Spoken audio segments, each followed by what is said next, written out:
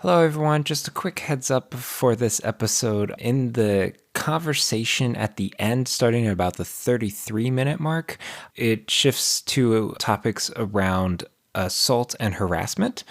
So just to have that on your radar. And then Matt makes the weirdest reference to abortion within his first bad poem. So you'll see what I mean. Anyway, enjoy the show. Can't you tell we are just such professionals? We absolutely know what we're doing. Yeah, 4 seasons in, and we've got this down to a science. We'll get it by season 20. Rhyme or free, it doesn't matter to me. It's my bad poetry. Good day, and welcome to My Bad Poetry, a podcast where we take a deep dive into our poems from youth, yesteryear, or even yesterday. Always asking the question, why in the world did I write this? I'm Aaron. And I'm Dave. And while we may describe our podcast in terms like imperfectly adequate, today we are excited to chat with the author of Imperfectly Perfect, Matt Schur. Welcome to the show. Hey, thank you much. Glad to be here today. Yeah, well, it's great to have you on. And I have to say, you're one who we have a lot of mutual friends in common. And this is the awkward question. Have we ever met? Not that I know of. Okay. Yeah. Because when were you in the seminary? Let's see. I was at Luther. Well, I was in Luther's distributed learning program. So I was cohort 3. I think they're up to close to 20 now. Yeah. But so I was there from 2009 was when I started, and then 2015, May of 15 was when I graduated. Okay, so we might have bumped into you in one of those January intensives.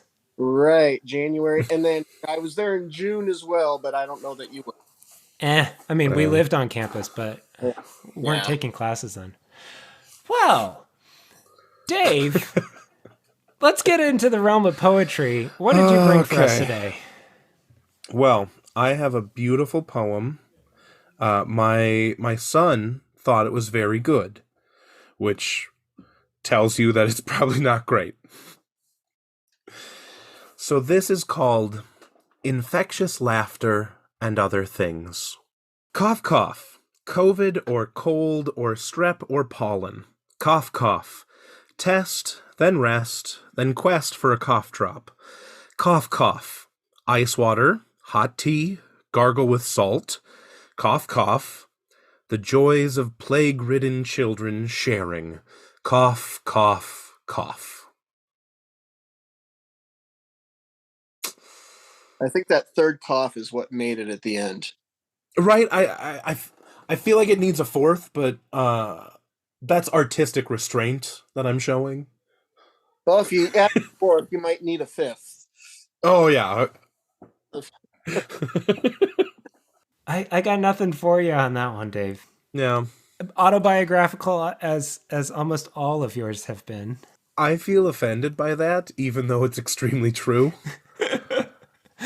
Yeah. So you wrote that this week? Yes, this week. Definitely not this morning when I remembered that we were recording and went, oh crap, I need to write a poem. Well, Matt, as a fellow Luther Seminary grad, it is incredibly tempting to dissect the religious imagery that you used throughout your most recent book. But that's not why we brought you here today. So, Matt, let us attempt to bring our exegetical skills to the poems of your youth. What did you bring for us? You really had to work exegesis in there, bud. Yeah, I did. Well, always better exegesis than eisegesis. There we go. There we go. We've had that discussion before. Yeah. So let's start with the first one here. You bring us Elegy. Yes, Elegy. which was written apparently in January of 1993, which would have been the beginning of second semester of my freshman year of college. Wow. Okay. Yeah. So I was feeling rather homesick and friend sick, Okay. but not Dave sick, as me. Cough, cough. Cough, cough, Yikes. cough. All right, here we go. Elegy. Nightly Taco Bell rendezvous, deeply drinking philosophy and Dr. Pepper and Donahue, frolicking through black and white Wonder Bread wonder years, no gray, no stale ends, chewing, swallowing, ugh, digesting abortion and bean burritos. Together, unscattered residents of our homes, not guests, interstates separate now and small country roads. Mere geography? A new Taco Bell just opened down here. I wish you could see it. Reminds me of the one back home. And there you have it, folks. Oh, wow. Well, Matt, it was great to have you on. Well, you said my bad poetry. That I figured Nope, that you that fit the bill. yes. You paid the bill and more. You nailed it, yeah. This is incredible.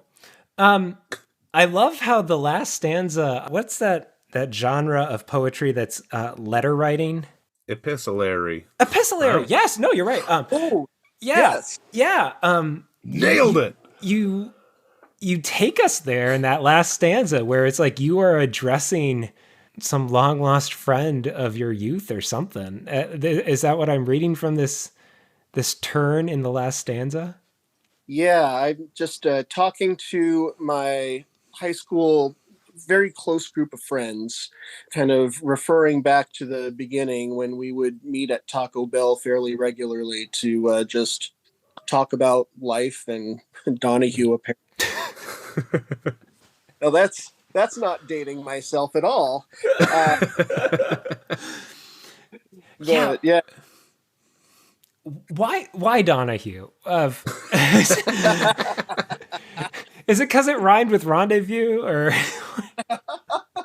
Oh, I wish I could have had that much foresight as I was writing this. No, definitely it would have made more sense. But no, actually, in our AP English class, when we were done talking about whatever it was that we were talking about literary wise, we would talk about whatever serious events had been on Donahue. There was this really new person called Oprah that had just started a national syndicated show, but mostly it was still Donahue debating and what have you. And we thought we were getting our English teacher off track, whereas she was actually probably helping us learn critical reasoning skills. Yeah. Right. But, sneaky those teachers, how they work in lessons. curse you, Wolford. Well, I just like that you went with the reference that would truly endure Donahue, because this Oprah woman, I feel as though I've heard of her. Flash in the pan, Yeah, exactly. So these Taco Bell runs, were they right after school, or were you guys like rebels staying out past curfew discussing philosophy? Yeah, staying out past like 9:00. Oh, dangerous. Oh, yeah. Like, just get an entire like box of tacos for I don't know how much it cost back then, and yeah, we just sit and own the place or own a corner of the place for a couple hours, and it was a lot of fun, and where I went to school, I didn't know a single soul, and so yeah, I was just missing the camaraderie. and apparently digesting abortion and bean burritos. Missed that. Yeah,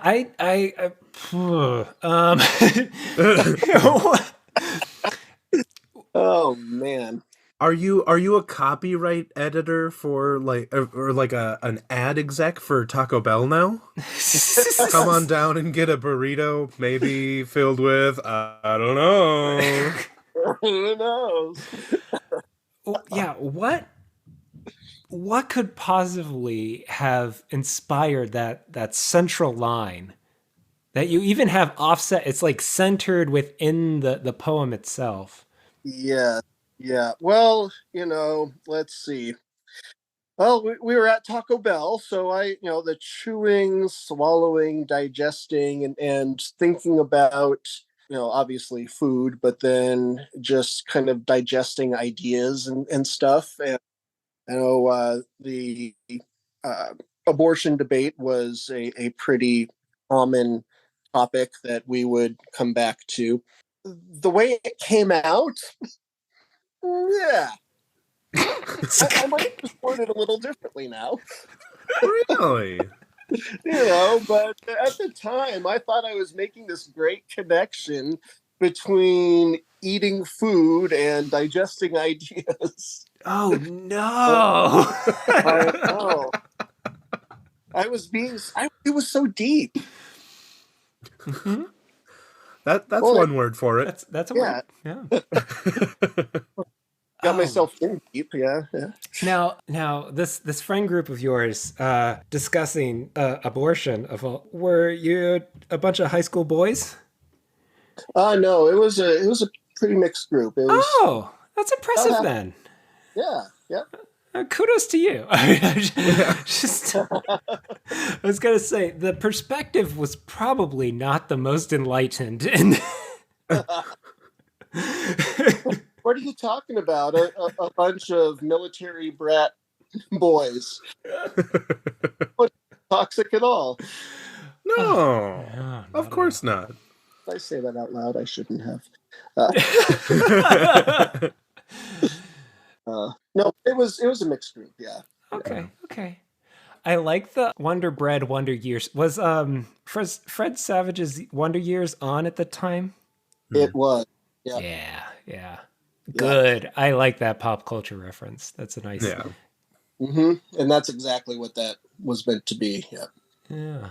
I don't get the no gray, no stale ends though. Is this part of the debate side of things?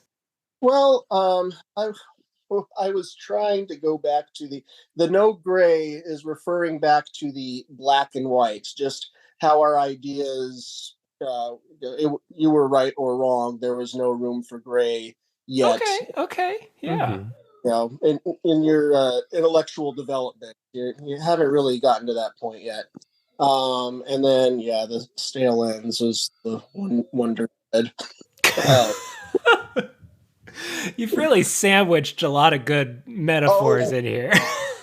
I see. Well done. Don't encourage him. No, please Never encourage him. Well, that's what everyone says about me. Don't encourage him. So. Dave, I saw you make a face when Matt read Mere Geography. Yeah, I enjoyed. I had to raise my arms. Mere Geography. Big shrug. Uh-huh. I know. That's because it wasn't obvious enough that that we had scattered to the winds and that we were now guests in what we had considered homes. Mm-hmm. Was it just geography or was it something bigger? Could it be this zeitgeist that we were caught up in? Just in case the reader had not yet gotten the point that I was trying to make, because and it wasn't obvious, obviously. Yeah, and perhaps the writer hadn't gotten there either. Quite possibly. I was so used to black and white thinking that since this was, could be a little of both, maybe my reader was at the same level I was. That's fair. I have no idea what I was. I'll give you this. Like usually when you bring up the concept of black and white thinking, it usually ends with like, but I'm a genius who understands and these other people don't get it. Like they're just these squares who don't. I can't say squares. I feel way too old saying squares. Okay. Huey Lewis. Yeah. Yeah. He's here to be square. Yeah, no, that's true. Dave brings up a good point because you're being nostalgic about this philosophical group that you have here.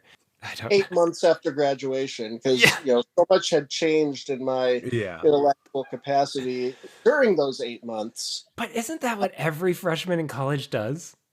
Yeah. You have all the answers. Well, you look back, it's like, 8 months ago I was such a child, and now I've been living on my own and doing my own laundry, and I'm basically an adult now. Yeah, I love how you mentioned how this is into your second semester. You've got that one semester of college, and you've got it. It's like, oh, how black and white we used to be. Oh, back in the day. Granted, I could still count the number of days, but back in the day. I resonate with this. Together, unscattered residents of our home, not guests. I will say that really actually does hit home with my own experience of going to college, because my parents actually moved the summer before I went to college. So when I went home, it really did feel like I'm not going back home to friends and family. I'm going home, but it's not. So that, I mean, I think you truly are hitting at a point of life and a perspective that a lot of freshmen go through. Now, my son, on the other hand, is a freshman at the University of Nebraska. We live in Lincoln. So, his dorm is maybe 10 minutes away if you hit the lights the wrong way. So he's constantly asking, hey, what's for dinner tonight? And if he likes it, he'll come home. And if he doesn't, he'll stay on campus. Nice. There's a part of me that wishes that he had some of that, being a guest in your own home sort of thing. But yeah. So we're looking at a typewritten copy here from 93. Yeah. Where did you find this? Well, interesting story. I had a box of just only a few things that I had saved from college. And one of those things was this little book of poetry that I had made that was bound by masking tape, very fancy binding, like what's his bucket would, or Joe would rebind something on you with. And thankfully, I thought to take pictures of these because, and this is a not so funny part of the story. A number of years back, we had a pretty major house fire and lost a lot of our belongings, including this. It is made of paper, and paper tends to not do all that great with fires. But these digital copies now are what I have, and I don't know why I even wanted to save them. But I'm glad that I did, because otherwise I'd have no material for today. And we are glad for it. Like a phoenix out of ash. Too soon? That might be too soon. Not too soon. Yeah, we're good. Okay. But yeah, the foresight, the forethought to to take these pictures. I think I wanted to, or I ended up sharing some of the pictures with a couple of friends from high school that we Sure. reconnected on Facebook and that sort of thing. So yeah, now that I think of it, it wasn't even really foresight. It was just wanting to show them how deep we all thought we were. Yes. And especially me who had to write it down with all of the what I thought were these amazing references to bean burrito abortions and things. I don't think I'm ever going to get used to that as a phrase for some reason. That could be like a college garage band name. Oh gosh. That has to exist. Especially out of that like grunge 90s era. That just right? Totally. Yeah. Wow. Oh, we are of a kindred spirit in that like this podcast kind of grew out of I found my old high school journal and I was like, "Oh, Dave, look how deep I thought I was." I'm a genius. Oh my. Yeah. So I love that, like, so many of us, we just have these in our closets somewhere. Speaking of which, you gave us 3 more. And we need to at least talk about one of these. Dave, do you have a preference from these other 3? I mean, my incredible style has always been drawn toward limericks. And Aaron still won't let me bring too many limericks to the show. He always tries to stop me from sharing my genius limericks because, we're technically a clean podcast. There are many things I shouldn't say in limerick. Yeah, there's only a certain number of phrases that rhyme with Nantucket. Right? Yeah. What you gonna do? Well, Dave tries. So you have brought with us a limerick, and it's actually from October of '93. So you have aged up a little more. And by this time, I had already had enough time to start dating someone and have my heart broken. There you go. Oh, yep. So here we are. And because I was a very creative soul, I named my limerick a limerick. So here, Deep. yeah. Yeah. Here we go. All right. They say it's a very big sea, and there's other fish in it for me. But I'm tiring of this seafood called love. Isn't anyone fishing for me? Oh gosh. Well, and I will say, in my defense, this kind of works on an Ogden Nash level. Okay. Ogden Nash. I don't know if Ogden Nash actually wrote any limericks, but if you take this tongue in cheek, sure. But I wrote this completely earnestly, and I probably shouldn't be admitting this, but like one does, expressing one's heartache through limerick. Yeah, of all the genres of poetry, to pick a limerick for the most earnest of thoughts and expressions of emotion, that's a bold choice. Yeah, absolutely. I wish I could say it was out of a sense of irony. This idea of take this funny style and put this heartbreaking story in it and enjoy the the non-Alanis Morissette irony of it all. But no, that wasn't even it at all. I have no idea why I would have put this in a limerick. No idea. I'm assuming it's because C and me rhyme and you're like, nailed it. Got this. Yes. Oh my gosh, you just point. I've never realized I used the word me twice. Yep. I was even too lazy to come up with a third rhyme. Yep. Yep. Yeah, even as a limerick, you couldn't come up with a third A. Yeah. Oh, wow.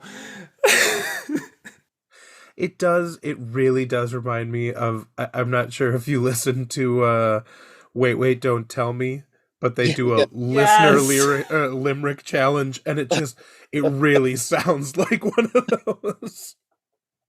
Guessing the news story based on the limerick coming up.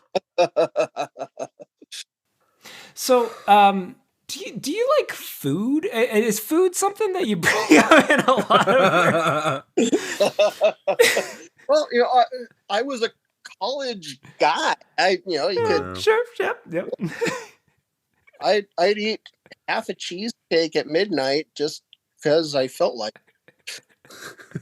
And I had the metabolism basically of a squirrel, so next day I'd lose weight eating this cheesecake. Oh yeah.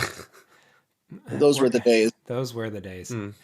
But you got your bean burritos of abortions and seafoods of love. And seafood of love, yes. Oh my. Did you live in a coastal city or go to college in a coastal region? Where was seafood on your mind, or?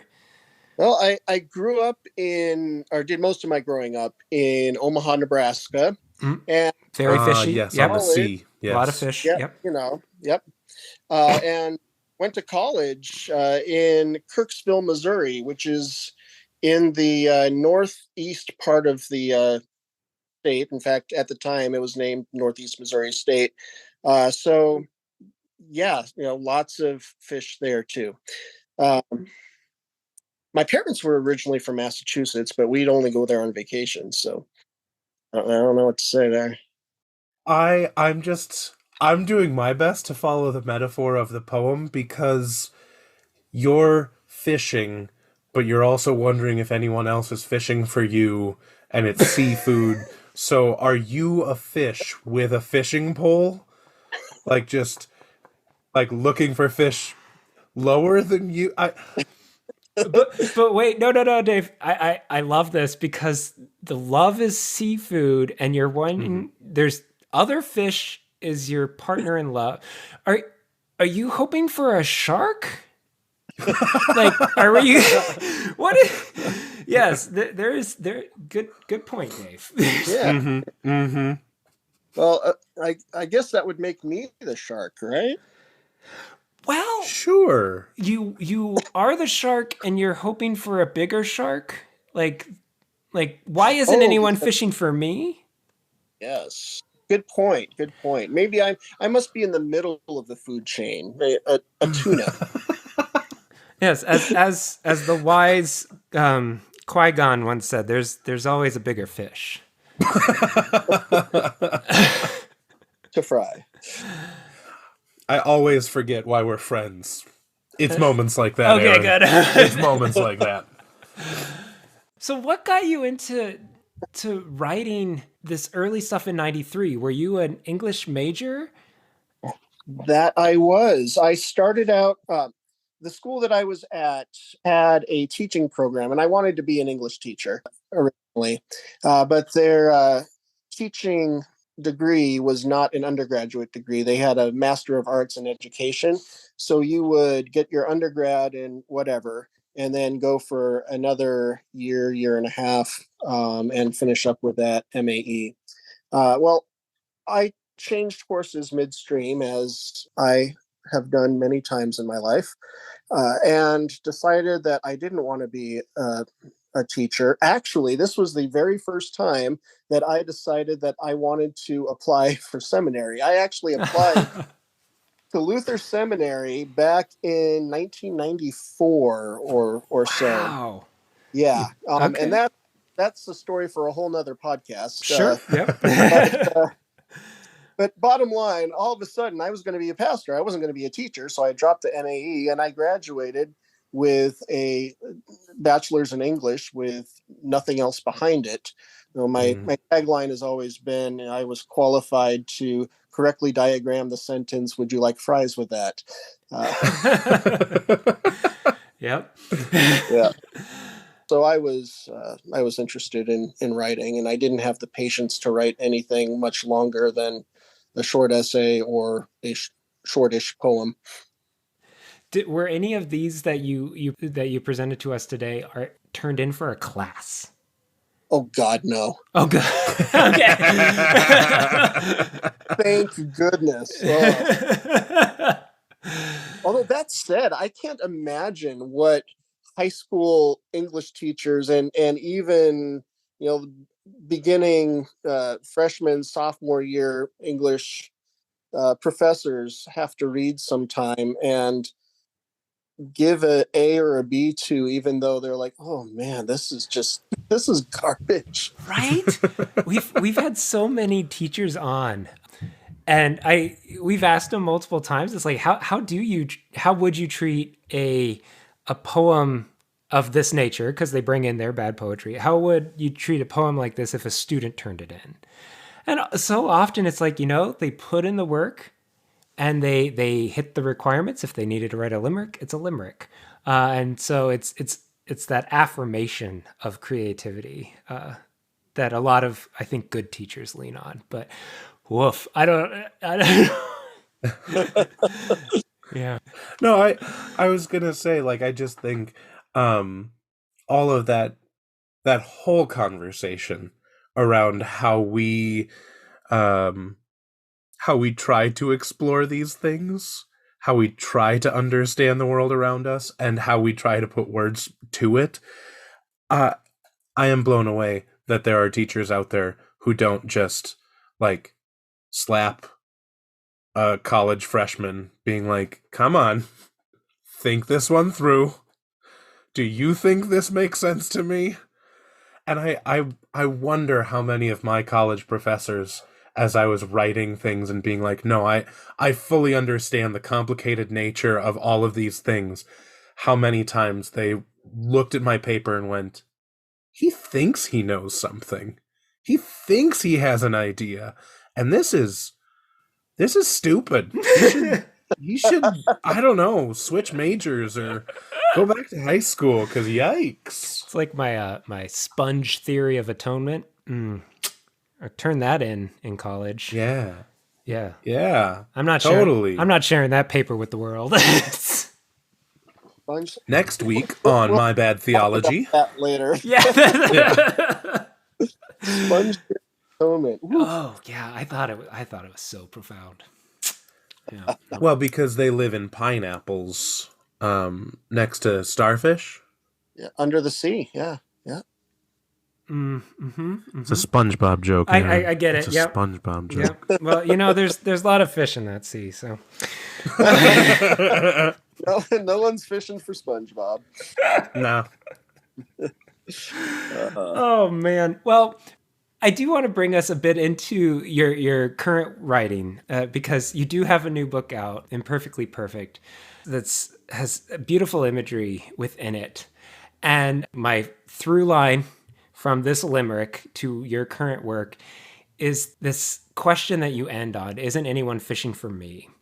And I think you point out in your Imperfectly Perfect book the toxic masculinity of kind of that sad boy, nice guy trope. Mm-hmm. It's and I feel like that's an undercurrent here in this poem, is like, I'm such a nice guy. I'm sick of putting myself out there just to be rejected. Why can't people see me? I definitely have had so many poems in my Wolf Journal harping on the same thing. No. So yeah, I guess that's how I'm getting us into your book. The poem that resonated with me is Disguised in Plain Sight. Mm-hmm.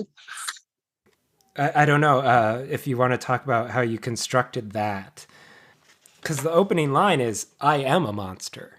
Well, this kind of had its genesis back, would have been last fall. No, 2 falls ago. Anyway, there was right after school started for the University of Nebraska. Oh, I should insert here. I have a part-time gig as a music director for the Lutheran Center at the University of Nebraska. So I help lead worship music and kind of have a hand in that. And so with that, I have a decent amount of interaction with the students. I wish I could have more.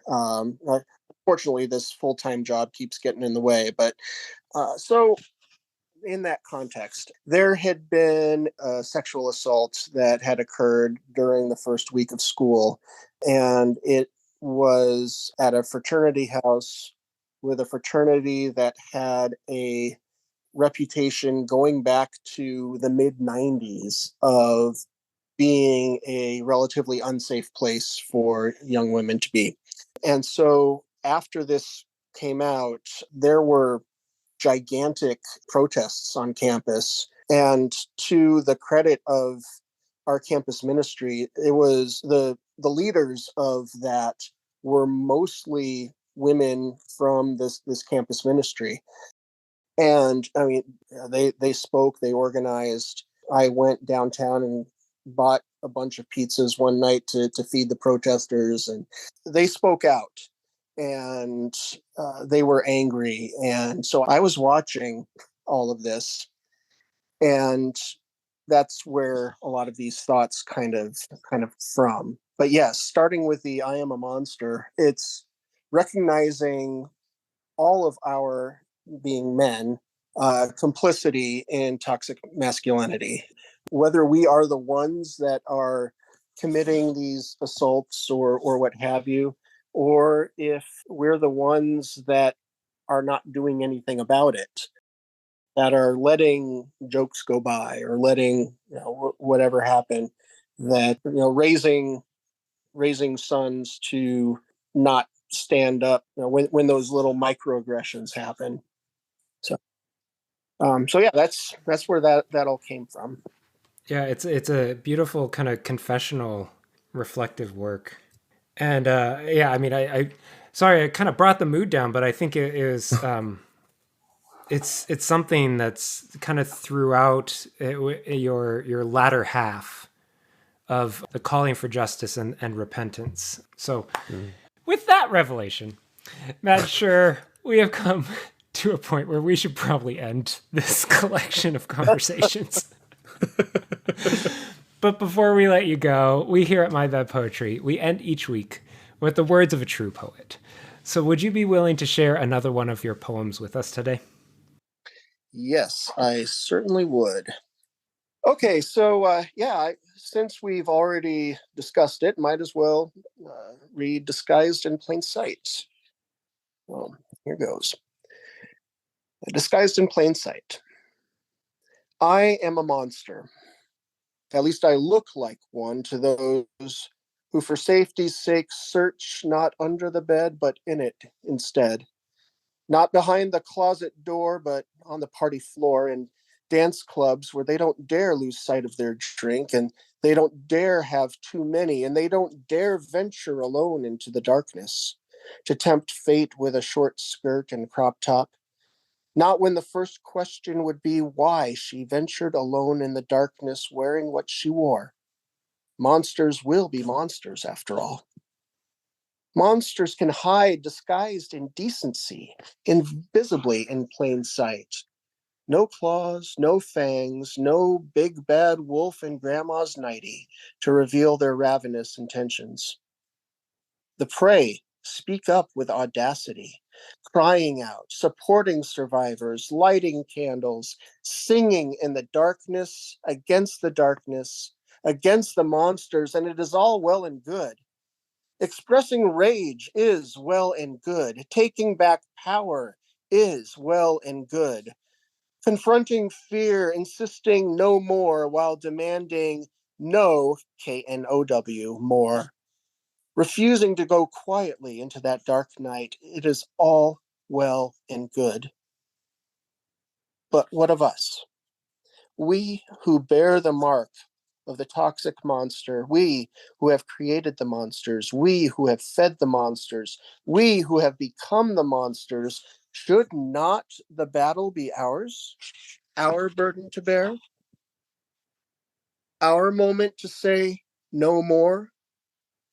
While heroic resistance comes from without, real revolution begins from within. That is so extremely frustrating, and so I feel real called out by it, which, bravo. That is so good.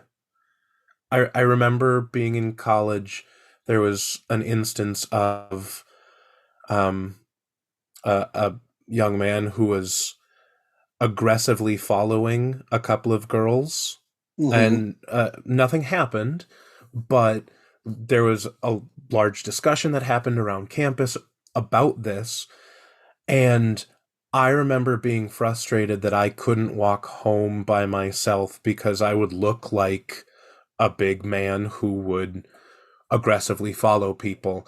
And that is the definition of like toxic privilege, where I'm frustrated by how people would perceive me rather than physical danger that other people were in. And I feel called out by that poem, and that is a beautiful thing. Thank you for that. Thank you. I was, in a way, calling myself out as well. There have been one of the downsides to working for a nonprofit, which I do for my full-time gig, is that the pay isn't quite as great as you could get elsewhere. So there have been a number of times. Well, pre-pandemic, I would drive for Uber and Lyft in a college town. You can make a lot of money on Friday and Saturday nights, transporting from where the students live to the bars, and from the bars back to where the students live. And there were so many times where in the back seat, I would hear these conversations between guys, and just the way that they would talk about the women that they knew, and everything. And I wanted to say something, especially since I was about the age, I could have been their dad. And but for the sake of keeping my 5-star rating, I didn't say a thing. And I just kind of think to myself, okay, what's more important here? And what kind of example was I setting as an older adult who was just letting this happen? Or maybe they didn't even think about that there was a guy in the front seat, or but even if they hadn't thought about it, just the fact that I didn't speak up. Wow. Yeah. Yeah. The one thing that, once surprise, but yet kind of haunting revelation that we have experienced on this fun little show that we do is the amount of guests who we bring on who have real life traumatic experiences, who are survivors, who are advocates, and the ways in which they are bold and they name it.